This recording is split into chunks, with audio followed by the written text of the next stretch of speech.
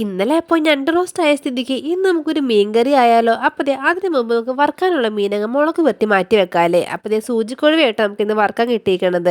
നമ്മുടെ ഇവിടെ കുഞ്ഞു കൊഴുവില്ല, അതിനെയായിട്ട് സൂചിക്കൊഴുവ എന്നൊക്കെ പറയുന്നത്. മുളക് വറ്റിയതിന് ശേഷം നേരെ ഇതൊരു ബോക്സിലേക്ക് എടുത്ത് മാറ്റി വെക്കുവാണെങ്കിൽ നമുക്ക് ആവശ്യത്തിനനുസരിച്ച് ഓരോ ദിവസം എടുത്ത് വറുത്താൽ മാത്രം മതി. ഇനി നമുക്കിതേ മീൻകറിയുടെ പരിപാടി അങ്ങ് നോക്കാം. അപ്പതേ എണ്ണ ചൂടായി നേരെ നമ്മൾ കടുക് പൊട്ടിക്കാൻ വേണ്ടി ഇട്ടിട്ടുണ്ട്. അത് കൂടാതെ നമ്മളിത് ഉലുവയും കൂടി ഇടുന്നുണ്ട് കേട്ടോ പൊട്ടിക്കാനായിട്ട്. അങ്ങനെ കടുകും ഉലുവയൊക്കെ പൊട്ടിക്കതിന് ശേഷം നമ്മൾ നേരെ അതിലേക്ക് പച്ചമുളക്, വേപ്പില, ഇഞ്ചി, വെളുത്തുള്ളി, നമ്മുടെ കുഞ്ഞുള്ളിയില്ലേ, ചെറിയ ഉള്ളി, അതൊക്കെ നേരങ്ങ് ഇട്ട് കൊടുക്കണേ. അതിന് ശേഷം അതിലേക്ക് നമ്മൾ കുറച്ച് ഉപ്പും കൂടി ഇട്ട് കൊടുക്കണേണ്. നമ്മുടെ ആവശ്യത്തിന് ഉപ്പും കൂടി ഇട്ട് കഴിയുമ്പോഴത്തേക്ക് പെട്ടെന്ന് തന്നെ നമുക്ക് സംഭവം വാടി കിട്ടും കേട്ടോ. പിന്നെ ഇത് നന്നായിട്ട് അങ്ങ് ഇളക്കി കൊടുക്കണം കേട്ടോ. അങ്ങനെ ഇളക്കി ഇളക്കി ഒരുവിധം വാടി കഴിയുമ്പോഴേക്കും നമ്മൾ അതിലേക്ക് നേരെ നമ്മൾ അരിഞ്ഞു വെച്ച തക്കാളിയും കൂടി ആഡ് ചെയ്യുക കേട്ടോ.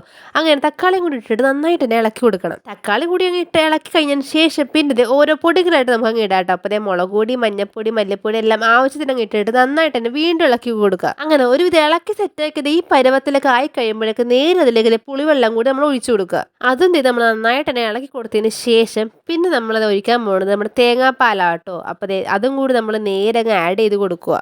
പിന്നെ വീണ്ടും നന്നായിട്ട് തന്നെ ഇളക്കി കൊടുത്തിട്ട് പിന്നെ നമ്മൾ ഉപ്പ് നോക്കിയിട്ട് നമ്മുടെ ആവശ്യത്തിനനുസരിച്ച് കുറച്ച് ഉപ്പും കൂടി അങ്ങ് ഇട്ട് കൊടുക്കുക. പിന്നെ ഇതേപോലെ കുറച്ച് കഴിയുമ്പോൾ തിളയെല്ലാം വന്ന് അവസാനം അതങ്ങ് വെട്ടി തിളച്ച് കഴിയുമ്പോൾ നന്നായിട്ട് അങ്ങ് ഇളക്കി സെറ്റാക്കിയിട്ട് നേരെ നമ്മുടെ മീൻ കഷ്ണങ്ങൾ ഓരോന്നൊക്കെ അങ്ങ് ഇട്ട് കൊടുക്കുക. അപ്പം നമ്മളിന്ന് കേരയായിട്ടോ വാങ്ങിച്ചത്.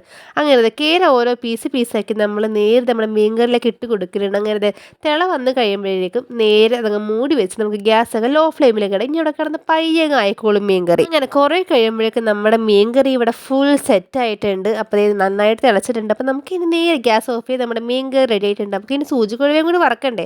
അങ്ങനെ മീൻകറി അതിന് ശേഷം നമ്മൾ നേരെ ആവശ്യത്തിനനുസരിച്ചുള്ള സൂചിക്കുഴവ് നേരെ എടുത്തങ്ങ് വറക്കണേ. അപ്പോൾ എന്തായാലും എല്ലാവരും ഒന്ന് ട്രൈ ചെയ്ത് നോക്കണേ. അപ്പോൾ നമുക്ക് ഇനി നെക്സ്റ്റ് വീഡിയോ കാണാം. അപ്പോൾ ഓക്കെ, ബൈ.